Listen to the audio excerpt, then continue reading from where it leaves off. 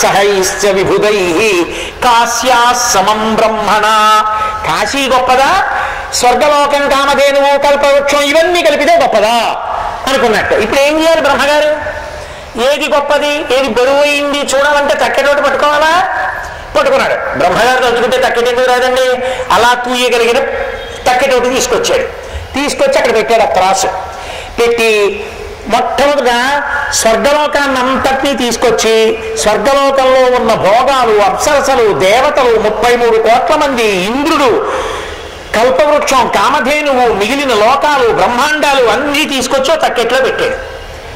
ఇప్పుడు మరి అది ఎంత బరువు, అవన్నీ ఏం మాటలేండి. తక్కెటి ఇలా వండిపోయింది కిందకి, ఇటు పక్కటి పైకి లేచిపోయింది. ఇప్పుడు ఇటు పక్కేం పెట్టి చూడాలి? కాశీ ఒక్కటి పెట్టి చూడాలి. కాశీ గొప్పవా, ఇవన్నీ గొప్పవా చూడాలి. అందుకని కాశీ పట్టణాన్ని తీసుకెళ్లి తక్కెట్లో యువతల పక్కన పెట్టాడు. పెడితే కాశీ వీటన్నిటికన్నా గొప్పది కాబట్టి కాశీ క్షోణితలే స్థిత. కాశీ బరువుకి భూమండలం మీదకి వచ్చింది. స్వర్గో లఘుత్వం గతః, తేలికైపోయింది కాబట్టి పైకి పోయింది స్వర్గం అన్నాడు. స్వర్గం కావాలా, కాశీ కావాలా? బ్రహ్మగారి తక్కెట్లో పైకి వెళ్ళిపోయింది స్వర్గం, తేలికైపోయి బరువు అయిపోయి భూమి మీదకి వచ్చింది కాశీ. అందుకని కాశీ క్షోణితలే స్థిత గురుతర, అంత బరువైంది కాబట్టి భూమి మీద ఉంది. ఏమిరా ఇంత గొప్ప కాశీపట్నం ఉన్న భరతఖండంలో పుట్టి కాశీ వెళ్ళకపోతే నీ ఎంత కృతజ్ఞుడు ఉంటాడరా, నీ ఎంత పాపాత్ముడు ఉంటాడరా, ఇది శంకరాచార్యుల వారి పరివేదన. కాబట్టి అదిగో అంత గొప్పది. స్వర్గో లఘుత్వం, చాలా తేలికైపోయింది కాశీ ముందు. అప్పటి వరకు పెద్ద గొప్పగా ఇలా పైకి వెళ్ళిపోయి ఇలా కిందకు ఉండిపోయింది. ఎవరిని ఇటు పట్టినా పైకెళ్ళదేమో అనుకున్నది. కాశీని ఇలా పెట్టేటప్పటికి ఠక్కన పోయింది పైకి. కాశీ బరువు వల్ల భూమి మీదకి వచ్చి ఉండిపోయింది. భూమి మీద కాశీ ఉండిపోయింది, స్వర్గం పైన ఉండిపోయింది. ఇక ఈ తక్కెట్లో కాశీ భూమి మీద ఉన్నంతసేపు స్వర్గం కిందకు వస్తుందా? రాదు. అందుకే స్వర్గం పైన భూమి కింద ఉందయా అన్నారు ఆయన. ఉంటే మాత్రం మనకు వచ్చిన నష్టమే ఉంది. వాళ్ళు గొప్ప, మనం గొప్ప, కాశీలో ఉన్న మనమే గొప్ప కాదు. అందుకని కాశీ ప్రవేశం అంత గొప్పదైందన్నారు శంకరాచార్యుల వారు. అందుకని కాశీ వెళ్ళడం, కాశీలో కూర్చోవడం, కాశీ విశ్వనాథుణ్ణి సేవించడం అంత గొప్పదైందయా అన్నారు. కాశీపట్టణ ప్రవేశం, కాశీపట్టణంలో పరమేశ్వరుణ్ణి సేవించడం, ఇక్కడికొచ్చి కూర్చోవడం ఎంత గొప్పదో చెప్పారు. అందులో అన్నారు, అఖిల కాలంబు శంభు నర్చించిన ఫలంబు సకృదీక్షణమున సంభవించు. కొన్ని కోట్ల జన్మల పాటు పరమ శివభక్తితో పరమేశ్వరుణ్ణి మహన్యాసపూర్వక రుద్రాభిషేకంతో షట్కాలమలయంలో అభిషేకం చేసి మారేడు దళాలతో పూజ చేసినటువంటి వాడు పొందినటువంటి ఫలితం గొప్పదా? అలా వెళ్ళిపోతూ ఇలా చూడకుండా విశ్వనాథలింగాన్ని ఓసారి ఇలా చూసి అలా వెళ్ళిపోయిన వాడు గొప్పవాడా అంటే, ఇలా చూసి అలా వెళ్ళిపోయిన వాడే గొప్పవాడు. ఆ పుణ్యం ఈ పుణ్యానికి సరిపోదు. సకృత్ ఒక్కసారి సకృన్నత్వానత్వా అంటారు సౌందర్యలహరిలో శంకరులు. సకృదీక్షణమున సంభవించు. ఒక్కసారి విశ్వనాథలింగం వంక ఇలా చూశాడా, వాడు కొన్ని కోట్ల జన్మల శివాభిషేకం పూజ చేసినటువంటి ఫలితం కన్నా గొప్ప ఫలితాన్ని పొందేస్తున్నాడు. అది కాశీపట్టణం యొక్క వైభవం. కాబట్టి అఖిల కాలంబు శంభు నర్చించిన ఫలంబు సకృదీక్షణమున సంభవించు. ఒక్కసారి చూస్తే వస్తాం. అలాగే ఇక్కడికి వచ్చినటువంటి వాళ్ళు భవ సహస్రముల చేసిన పుణ్యంబు కంటెను ఒక్క ప్రదక్షిణమునకు ఉపమ కాదు. కొన్ని కోట్ల జన్మలలో చేసినటువంటి పుణ్యమంతా తీసుకొచ్చి ఓ పక్కన విశ్వనాథుడి శివలింగం చుట్టూ ఇలా తిరిగినటువంటి పుణ్యం ఓ పక్కన పెడితే ఏది గొప్పది అంటే అలా పోల్చద్దు. అసలు ఉపమ కాదు. ఈ ప్రదక్షిణానికి కొన్ని కోట్ల జన్మల పుణ్యానికి పోలిక లేదు. అలా పోల్చవద్దు, సరిపోదు. కాశీలో విశ్వనాథలింగం చుట్టూ తెలిసో తెలియకో తిరగడం అంత గొప్పది కాబట్టి అలా పోల్చద్దు అసలు అన్నారు.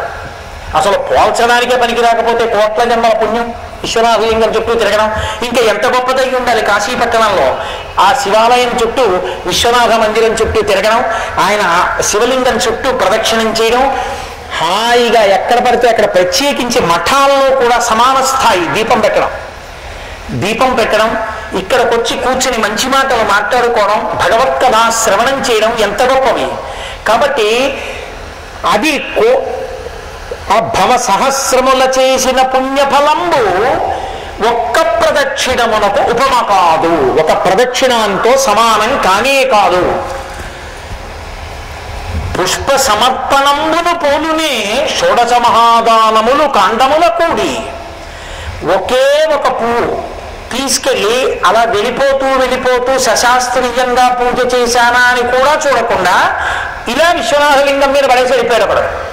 ఇప్పుడు వాడి పుణ్యం గొప్పదా, లేకపోతే 16 రకములైనటువంటి దానములను యథావిధిగా భూదానం, హిరణ్యదానం ఇవన్నీ చేసిన వాడు గొప్పవాడా అంటే కాశీ విశ్వేశ్వరలింగం మీద ఒక పువ్వు వేసిన వాడు అంత గొప్పవాడు.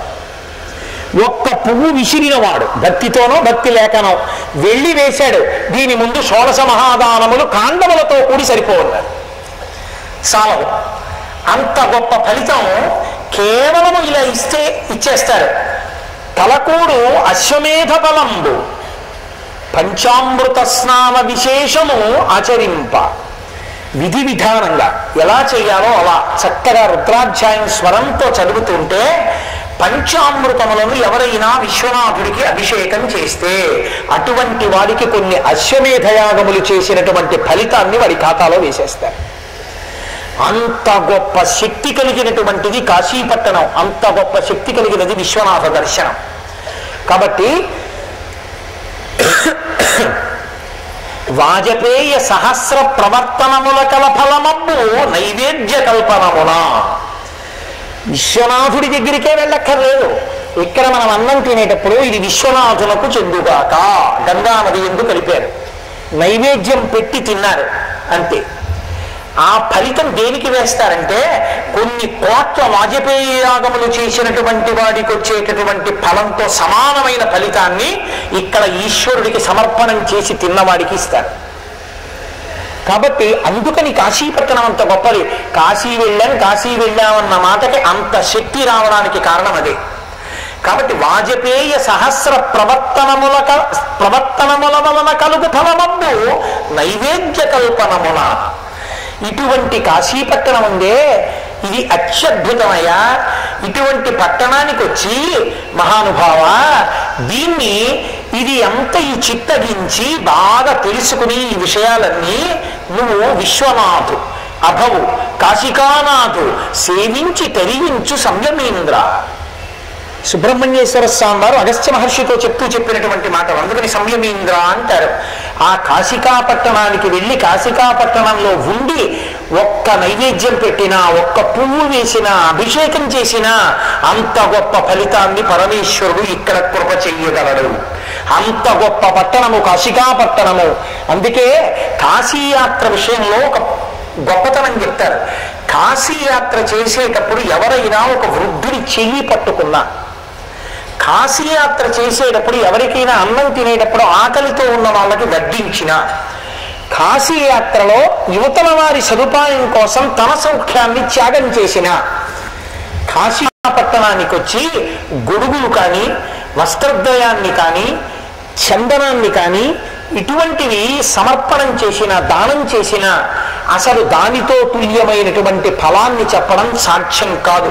కాశికాపట్టణానికి వచ్చి ఇంద్రియ లౌల్యంతో ప్రవర్తించేవాడు, క్రోధమునకు వశులయ్యేవాడు, ఇక్కడికొచ్చి సుఖాన్ని భోగాన్ని కోరుకునేవాడు, పదార్థాలలో రుచి కోసం వెంపర్లాడేవాడు. అందుకే మీతో నేను పొద్దున్న మనవి చేశా, బాగుందా అని అడక్కండి. కొద్దిగా రుచి అటు ఇటు ఉన్న కాశికాపట్టణంలో దాని గురించి వెంపర్లాడకండి అని మీతో నేను పలహారాలు జరుగుతున్నప్పుడు అనడానికి కారణం అదే. ఇక్కడ వ్యాసులంతటి వాడిని పరమేశ్వరుడు అంగీకరించాలి అలా వెంపర్లాడితే. కాశీపట్టణం వెళ్ళి నువ్వు ప్రత్యేకంగా ఏదో చెయ్యాలని ప్రయత్నం అక్కర్లేదు. నీతో కాశీ వస్తున్న వాడిని చెయ్యి పట్టుకు దింపితే, నీతో కాశీ వచ్చినటువంటి ఒక వృద్ధిని పెట్టె నువ్వు పట్టుకుంటే పార్వతీ పరమేశ్వరులు ఇద్దరు ఎంతో సంతోషంతో చూస్తారు వాళ్ళ వంట. అందుకు కదా 40 మూటలు నీకు ఇచ్చాం కొంతమంది నుంచి. ఆ ఫలితం మీకు దక్కాలనే నేను ఆ రోజున మీ అందరికీ ఇచ్చింది. ఈసారి కాశీపట్టణం వెళ్ళి ఎలా సంపాదించుకోవాలో, ఎలా ప్రయత్నించాలో, ఎలా బ్రతకాలో, అసలు ఎలా వెళ్ళాలో మనం నేర్చుకోవాలి తప్ప ఏదో వెళ్ళాం ఏదో వచ్చాం కాదు. అందుకే కాశీపట్టణంలో మధ్యాహ్నం ఏ ఆడది అన్నం వడ్డిస్తుందో ఆమెని అన్నపూర్ణ ఆవహిస్తుంది. ఆవిడే చెప్పుకుంది, కాశికాపట్టణ మధ్యాహ్న కాలమందు. కాశికాపట్టణంలో మధ్యాహ్న కాలంలో ఆడది అన్నం ఎవరికైనా వడ్డించిందా ఆవిడలో అన్నపూర్ణ ప్రవేశిస్తుంది. రేపు వెంటనే భోజనాల దగ్గర వడ్డన నాకు ఇవ్వండి అని మీ అందరూ ఆ డ్యూటీ అడక్కండి, తెలిసిందా? కాబట్టి మధ్యాహ్న ఒక వృద్ధుడికి సేవ చేయండి, ఒకరి పెట్ట పట్టుకోండి, ఒకరికన్నా ఒకరిని భోజనానికి ముందు పంపించండి, మీ సౌఖ్యాన్ని ఇంకొకరి కొరకు త్యాగం చేయండి. దీన్ని పరమేశ్వరుడు సంతోషిస్తాడు. ఇది ఒక్కటే చెయ్యక్కర్లేదు. కాబట్టి ఇంద్రియ లౌల్యానికి దూరంగా ఉండాలి, కోపానికి దూరంగా ఉండాలి, ప్రశాంతంగా గడపడానికి ఇక్కడ ఉన్నటువంటి రోజులలో ఒక్క క్షణాన్ని వృధా చేసుకోకూడదు. చక్కగా భగవన్నామం చెప్పుకుంటూ కాశీపట్టణ వైభవాన్ని తెలుసుకుంటూ ఎంతో సంతోషంగా మనం కార్యాన్ని చేయవలసి ఉంటుంది. 9 రోజులు మన జీవితంలో మనకి అపూర్వమైనటువంటి కాలం. కాబట్టి అదిగో ఈ కాశీపట్టణం ఉన్నదే ఇది అంత గొప్పది. చంద్రుడు మిగిలిన పట్టణాలన్నిటి మీద పెడతాడు. చంద్రుడు లోకం అంతటి మీద తిరుగుతాడు. చంద్రుడు వస్తే సంతోషించిన వాళ్ళు ఎవరు ఉండరు? అబ్బా చందమామ చందమామ అంటాం. పసిపిల్లల దగ్గర నుంచి వృద్ధుడి వరకు చంద్రుడి యొక్క కాంతి పడుతుంటే సంతోషపడిపోతూ ఉంటారు. కానీ చంద్రుడు ఎంత గొప్పవాడో, చంద్రుడు వస్తే మనం ఎంత సంతోషించినా ఇక్కడొక్క చోటట చంద్రుడు తాను సంతోషిస్తాట కదులుతూ.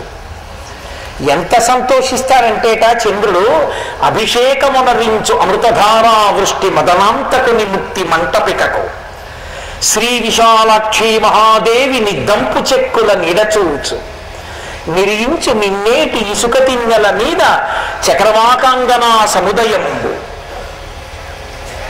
ఆయన డుంటి విఘ్నేశ్వరు కంఠవేదిపై నిష్ఠుర కంఠవేదిపై కొదమ చుక్కల రాజు గుస్తరించు కాయు వెన్నెల ఆనందకాననమున కాలభైరవ దంస్ట్రకు డాలు కొలుపు విధుడు వారాణసి సోమ వీధి చెక్కి అభ్రఘంటాపదంబున అరుగునప్పుడు. ఇక్కడ వెడుతున్నప్పుడు కాశీపట్టణం మీదట చంద్రుడు పరవశించిపోతాట. ఎందుకంటే చంద్రుడికి ఒక లక్షణం ఉంది. పరమశివుడు లింగస్వరూపంగా ఈ బ్రహ్మాండం అంతా నిండిపోతే పైన ధారాపాత్రగా ఉంటాడు, ఉండి అమృతాన్ని కురిపిస్తూ ఉంటాడు ఆ బ్రహ్మాండం మీదకి. బ్రహ్మాండం శివలింగ రూపాన్ని పొందితే అదే కాదు. యజుర్వేదంలో ఆ ప్రార్థనా శ్లోకంలో మన రుద్రానికి ఆపాతాళ నభస్థలంత భవన బ్రహ్మాండమా విస్ఫురత్ జ్యోతిస్పాటిక లింగ మౌలి విలసత్ పూర్ణేందు అంతామృతై. ఆ చంద్రుడి నుంచి కలిగిన అమృతం శివలింగం మీద పడుతూ ఉంటుంది అని. ఆ చంద్రుడు కాశీపట్టణం నుంచి వెళుతూ అనుకుంటాట, అబ్బా అబ్బా అబ్బా అబ్బా ఇవాళ వెళ్ళిపోతున్నాను, కాశీలో నేను వెళ్ళిపోయేటప్పుడు ఒక్క క్షణం వృధా చేసుకోకూడదు అనుకుంటాట. అనుకుని ఆయన అభిషేకమునరించు అమృతధారా వృష్టి మదనాంతకుని ముక్తి మంటపేటకు. అరే వీళ్ళందరూ చక్కగా లోపలికి వెళ్ళి విశ్వనాథుడి మీద నీళ్లు పోశారా, నేను పై నుండిపోయాను, లోపల విశ్వనాథలింగం మీద పోయలేను కానీ ఓ పని చేస్తానని చెప్పి ఆయన ముక్తి మంటపం మీద తన కిరణములతో అమృతధారలు కురిపిస్తూ శివాలయానికి అభిషేకం చేస్తూ వెళ్తాట. కాబట్టి అభిషేకమునరించు అమృతధారా వృష్టి మదనాంతకుని ముక్తి మంటపికకు శ్రీ విశాలాక్షి మహాదేవి నిద్దంపు చెక్కుల నిడచూచు. విశాలాక్షి మహాదేవి కాశికాపట్టణపు అధిదేవత, మహాతల్లి, పరమశివుని గారాబు ఇల్లాలు. అటువంటి తల్లి బుగ్గలు మెరిసిపోతుంటాయి. మనకి లలితా సహస్రనామ స్తోత్రంలో అమ్మవారి యొక్క చెక్కిళ్ళ కాంతుల గురించి మనం చెప్పుకుంటాం కదా, దర్పణములలో ఉంటాయి, అద్దాల్లో ఉంటాయి. చంద్రుడు అసలే వెన్నెల కురిపిస్తూ ఉంటాడు. అద్దంలా ఉన్నటువంటి అమ్మవారి బుగ్గల్లోట చంద్రుడిని చూపించి, అబ్బా మా ఆయన చంద్రబింబంలా ఉన్నారని ఒక ఆవిడ.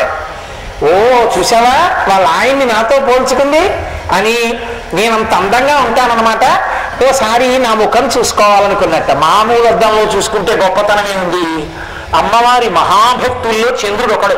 మనుశ్చంద్ర కుబేరశ్చలోపాముద్రాచమన్మద అగస్తీరక్తి సూర్యశ్చ ఇంద్రస్కంద శివస్తద క్రోధ భట్టారకోదే వ్యాద్వాదశామి ఉపాసకా. మహాభక్తుడు అమ్మవారికి. అందుకని ఆ అద్దంలో ఈ అద్దంలో ఎందుకో నేను అమ్మవారి దగ్గరికి వెళ్ళి కూర్చోగలను. నేను వెళ్ళి కూర్చుని ఇలా పైకి తలెత్తి అమ్మ బుగ్గల్లో చూసుకుంటాను నా ప్రతిబింబం అనుకున్నట్టు అనుకుని శ్రీ విశాలాక్షి మహాదేవి నిద్దంపు చెక్కుల నీడ చూచు. తన నీడ విశాలాక్షి మహాదేవి యొక్క చెక్కిళ్ళనబడేటటువంటి అద్దం